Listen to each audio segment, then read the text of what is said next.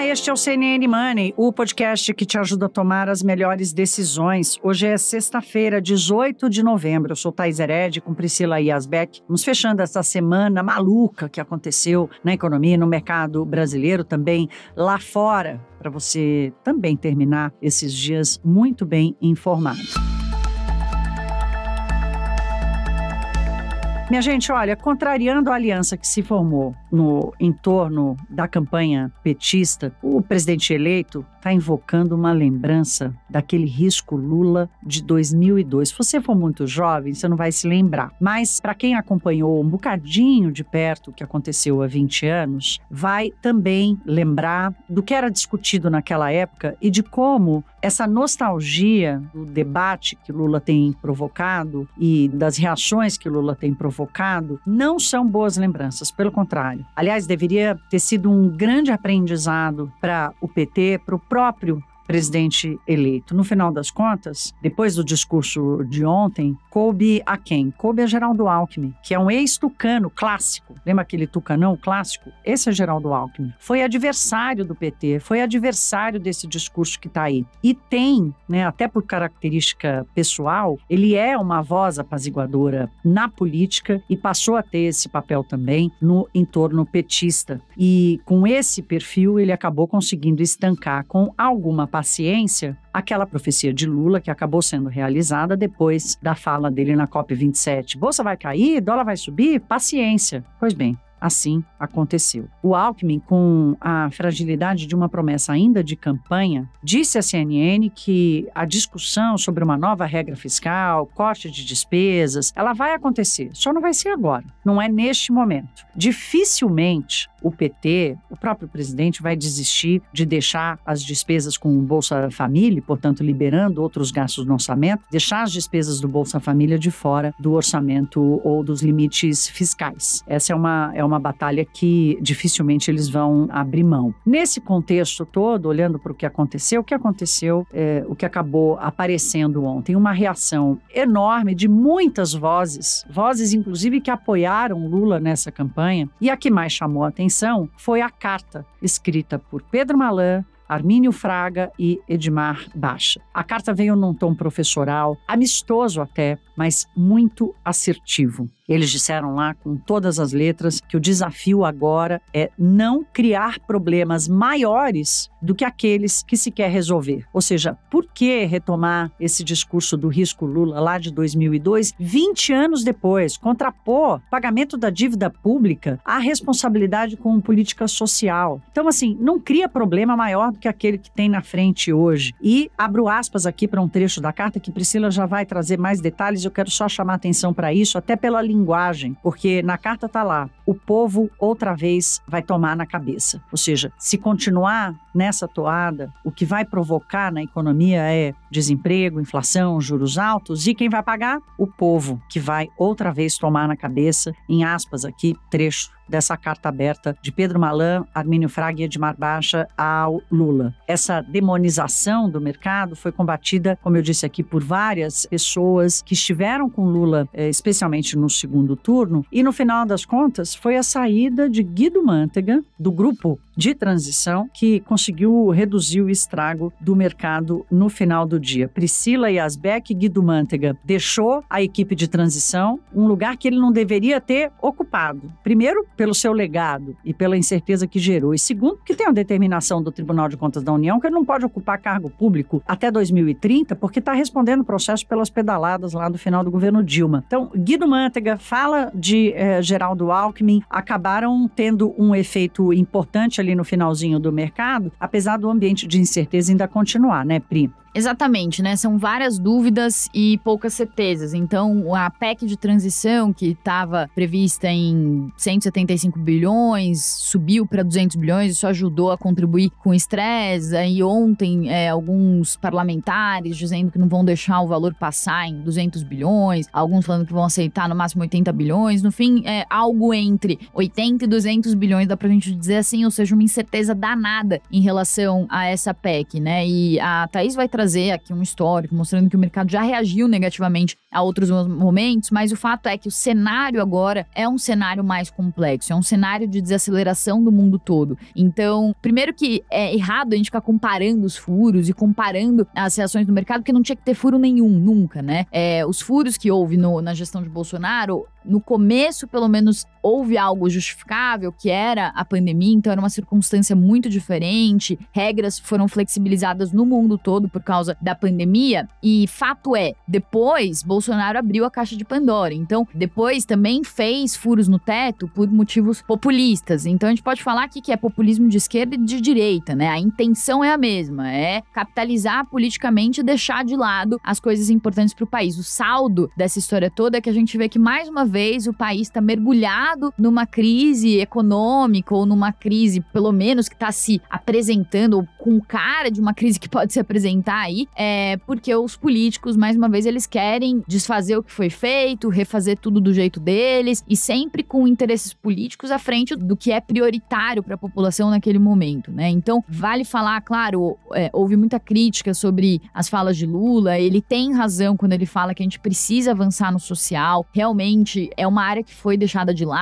é uma área que tem gargalos há décadas e que precisam ser resolvidos, mas a questão é que ele apresentou um remédio cujo efeito colateral vai ser pior do que a própria doença, né? Então, o jeito que ele tá propondo ou indicando que ele quer resolver esse problema social que a gente tem no Brasil é um jeito que vai agravar ainda mais a situação, como os economistas, o Edmar Baixa, o Armínio Fraga e o Pedro Malan deixaram muito claro, de uma forma muito simples na carta que eles escreveram. Eles falaram, é tão simples quanto. Esse jeito que o Lula quer resolver é um jeito que vai causar ainda mais problema social. E eles falaram, nós temos a mesma preocupação que você, nós compartilhamos dessa preocupação. Todos nós brasileiros queremos um país melhor. Óbvio que queremos um país melhor. Mas as pessoas que entendem um pouco mais de economia, os economistas, a gente busca trazer muito isso aqui. Eu, a Thaís, conversando com muita gente, a Thaís com toda a experiência dela, a gente na cobertura, a gente tenta trazer isso, mostrar que não existe solução simples para problemas complexos. Infelizmente, não tem almoço grátis. Infelizmente, não dá para simplesmente resolver todos os problemas sociais da noite pro dia, algo que precisa ser feito com responsabilidade. Aí, só para finalizar aqui, para passar a bola para Thaís, outras coisas importantes também que aconteceram ontem, além da carta, da saída de Manteiga, também teve algumas falas de Geraldo Alckmin, que se comprometeu com responsabilidade fiscal, disse que os 2 mandatos de Lula foram mandatos de muita responsabilidade fiscal, e ele deu uma entrevista à Globo News também dizendo que o teto de gastos deve sair da Constituição para que seja reformulado via lei ordinária, ou seja, eles devem mexer nas regras fiscais, criar um novo arcabouço fiscal e fazer isso fora, né, da Constituição, até para ter mais flexibilidade ali para mudar as regras, mas não se sabe como que vai ser feito. Então, o que a gente tem de concreto agora é só promessas de aumento de gastos sem absolutamente nada concreto de como fazer frente a esses gastos e qual vai ser o novo arcabouço fiscal que vai restar dessa história toda. A ideia aqui, gente, é trazer um pouco, e vamos fazer aqui uma descrição, porque estamos em áudio. Se vocês tiverem curiosidade de dar uma olhada nos gráficos que a gente montou, corre lá na nossa página no YouTube, que vocês vão acompanhar o Money na TV, mas aqui também dá para a gente dizer o seguinte, esse argumento de que o mercado não reagiu quando o Bolsonaro furou o teto, o mercado reagiu e muito. E não foi só quando furou o teto, não. O mercado reagiu e muito. Quando discutiu-se, óbvio que aí foi furar o teto, mas assim, o calote dos precatórios, né? A PEC kamikaze desse ano, outros temas. Quem esqueceu a frase do ministro Paulo Guedes, se a gente fizer muita besteira, o dólar passa de 5. O dólar ficou abaixo de 5 raríssimas vezes desde 2019. Agora, também não adianta colocar a conta da pandemia nessa comparação, né? Como muita gente passou a fazer.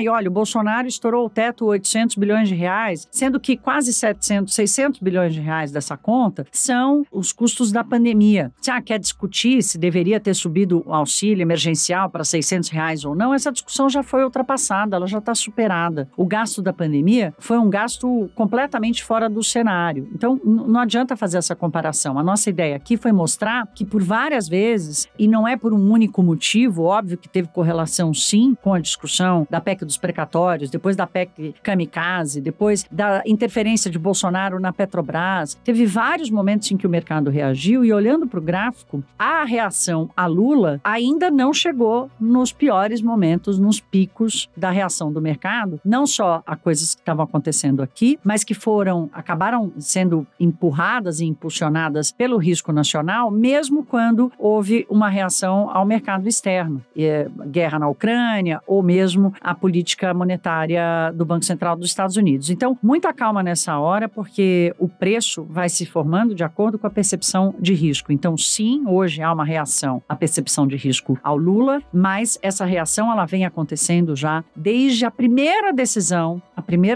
lá atrás, no finalzinho de 2020, de furar o teto de gasto. Outro indicador importante, falei do dólar aqui, outro indicador importante é a curva de juros. A gente vem chamando a atenção para o movimento nela. O desenho deixa muito claro, desde 2017 teve um marco, que foi o Joesley Day, o dia que saiu o áudio do ex-presidente Temer conversando com Joesley Batista, empresário, às 11h30 da noite, no Palácio Jaburu, uma conversa esquisita que foi gravada. Aquele Joesley Day, os juros futuros dispararam e não conseguimos, nem a pandemia conseguiu alcançar o pico da taxa de juros naquele momento. Então, agora vivemos um outro pico, mas o deslocamento da curva de juros já aconteceu desde o final de 2020, já descontando o tempo da pandemia. Então, o Banco Central subindo juros numa intensidade muito maior do que qualquer outro mercado, né, comparável com o Brasil, e a disparada de agora, e os juros tem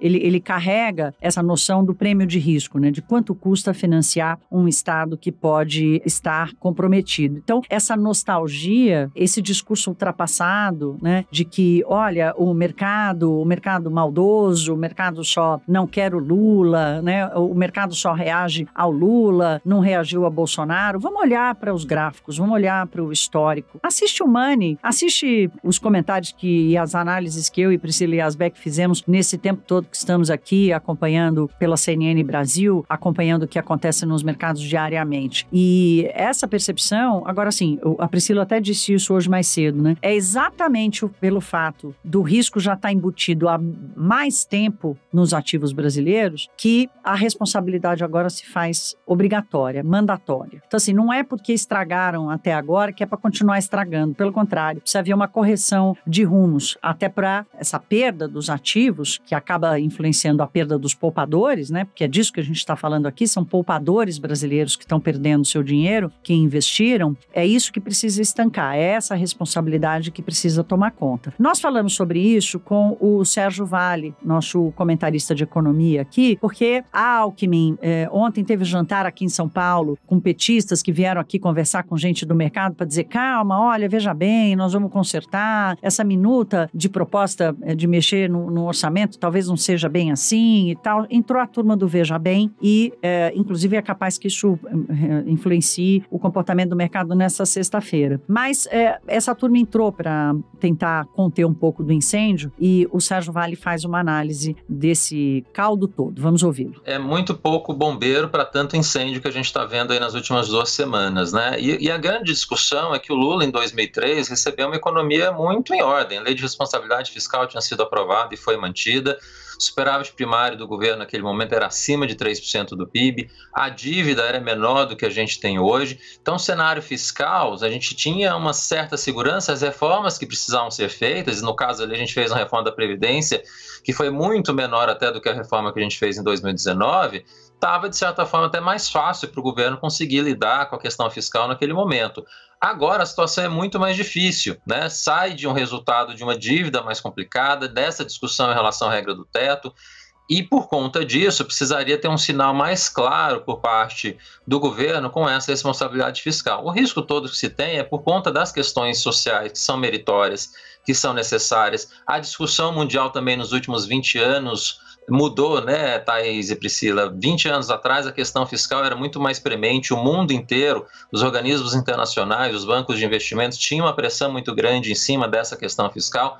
Por conta da crise de 2008, por conta da pandemia, a questão fiscal mudou um pouco de patamar. Hoje é uma percepção que você pode gastar mais. mas no nosso caso, dado que a gente tem uma dívida muito elevada, a taxa de juros também é muito elevada, a gente não tem essa licença para gastar. E às vezes passa essa ideia por parte do governo que sim, a gente tem essa licença e a gente não tem. Então essa discussão, esse dilema todo vai permanecer no ano que vem e sai um pouco dessa questão do macro apenas, né, Thaís? Como você lembrou, não é só por aí. A gente tem uma economia hoje que se modernizou em outras frentes. Tem medidas microeconômicas que foram aprovadas nos últimos anos que não eram para ser mexidas com força, por exemplo, a reforma trabalhista. E a gente começa a ouvir algumas discussões nesse sentido também. Então, acho que assim, tem um início de governo, de transição, que está um pouco complicado, que o governo precisa se encontrar rapidamente nessa questão da responsabilidade fiscal, finalmente. Bom, o noticiário nacional roubou a cena, né? Também, diante de tudo que aconteceu, era de se esperar, mas vamos passar rapidamente pelos mercados globais. Ontem as bolsas fecharam no negativo, depois de uma fala do James Bullard, que é o presidente do Fed de St. Louis, que disse o seguinte, que os juros nos Estados Unidos podem precisar chegar a uma faixa entre 5% a 7% para combater a inflação. Então, jogou água no chope dos investidores, estavam falando que a taxa de juros americana vai chegar no máximo a 5%, já estavam ficando tranquilos, achando que vai ter desaceleração. Ele falou, nada disso. A gente quer transmitir a mensagem de que o Fed não está confortável com a situação ainda, não dá para ficar falando em desaceleração sem nenhuma cautela, em queda dos juros mais adiante, interrupção do ciclo de alta, nada disso. Talvez até tenha que subir mais, subir entre 5% e 7%. Então, o pessoal que estava achando que ia só a 5%, acabou tendo suas expectativas ali um pouco frustradas, o mercado reagiu negativamente. Lembrando que quando os juros dos Estados Unidos têm uma expectativa de ficar altos por mais tempo, sobem a régua dos juros do mundo todo. Isso alimenta aquele temor de recessão, porque juros altos esfriam as economias. Isso nos Estados Unidos. Na Europa, várias coisas aconteceram. Foi confirmada a inflação recorde na zona do euro. Agora de manhã, a presidente do Banco Central Europeu, a Christine Lagarde, já reforçou a expectativa de mais aperto de juros mais restritivos. Também está falando sobre a questão de retirar. A gente está gravando agora enquanto as notícias estão chegando sobre as falas de Lagarde, mas também sobre retirar estímulos na Europa, até para combater a inflação que está muito alta. Então, um cenário ainda bem complexo também lá na Europa. No Japão, também chama atenção a inflação, que bateu 3,6%, maior inflação em 40 anos. O Japão, lembrando que tinha queda de preços, o governo japonês lutava para os preços não caírem, de tanto que a população faz poupança, porque é uma população envelhecida, e agora já está com uma inflação altíssima para os parâmetros japoneses, porque os juros lá estão ultra estimulativos, perto de zero negativos, o pessoal tira o dinheiro de lá, porque não vai manter juros dinheiro num país que não paga nada pelo seu dinheiro, não traz nenhum rendimento. Então o dinheiro sai, o dólar sai, o iene se desvaloriza muito, então o custo de tudo que é importado lá sobe muito, está prejudicando muito a inflação no Japão e lá na Ásia também, alguns sinais ali de novas restrições com Covid, então todos os índices também fecharam negativos por lá. E também chamou atenção, agora estava na manchete da Reuters, um suposto teste de míssil intercontinental da Coreia do Norte perto da costa do Japão, que interrompeu um congresso, o Congresso da Cooperação Ásia-Pacífico, da APEC, uma hora antes dos países começarem o congresso, no que foi visto como uma provocação, então, da Coreia do Norte, então mais tensão geopolítica ali na região. Então, o caldeirão também tá fervendo lá fora, e é por isso só reforça o que a gente falou aqui no começo do programa, né? O Brasil vai ter que ser muito cauteloso nesse momento, porque se os países mais avançados do mundo tão cautelosos, estão passando por uma desaceleração, o Brasil, que é um país emergente, também vai passar por um turbilhão adiante. É importante a gente estar com tudo organizadinho por aqui, com a economia fluindo, para se preparar para esse momento que vai ser bem complexo. E a Thaís Herédia vai sair de férias, merecidas férias, depois dessa cobertura intensa pós-eleições. Eu saí de férias, a Thaís segurou aqui a bronca no Money, mas fora isso, faz um trabalho exemplar, excelente, em todos os jornais aqui, na rádio. Então, vai ter férias merecidas. Tô desejando publicamente aqui boas férias, um ótimo descanso pra ela, que ela merece. E eu continuo aqui com vocês, tá, gente? Não me abandonem só porque a Thaís tá indo descansar. Daqui a pouquinho ela volta. Imagina, vão abandonar a Priscila e Rasbeck. Fala sério. Vai tomar conta da lojinha, vai mandar ver muito bem aqui, cobrindo esse momento especialíssimo do país, que é marcante isso para o exercício aqui da nossa profissão, para o jornalismo. É também muito importante, a gente leva isso isso muito a sério e a Priscila vai fazer essa companhia excelente para vocês nos próximos dias. Eu vou dar uma descansadinha e já volto. Até lá, se cuidem e boa companhia para vocês aqui com a Priscila, com o Money. Não percam nenhum episódio. Um beijo. Tchau!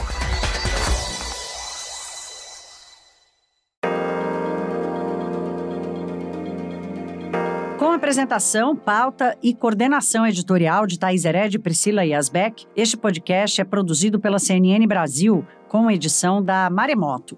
Produção, Larissa Coelho e Fabrício Julião. Edição e sonorização, Felipe Gomes. Coordenação técnica, Paula Weinberg e Felipe Gomes. Coordenação de produto, Verônica Schneider. Você também pode ouvir o CNN Money no site da CNN Brasil. E aproveite para conhecer os nossos outros programas em áudio. Acesse cnnbrasil.com.br/podcasts.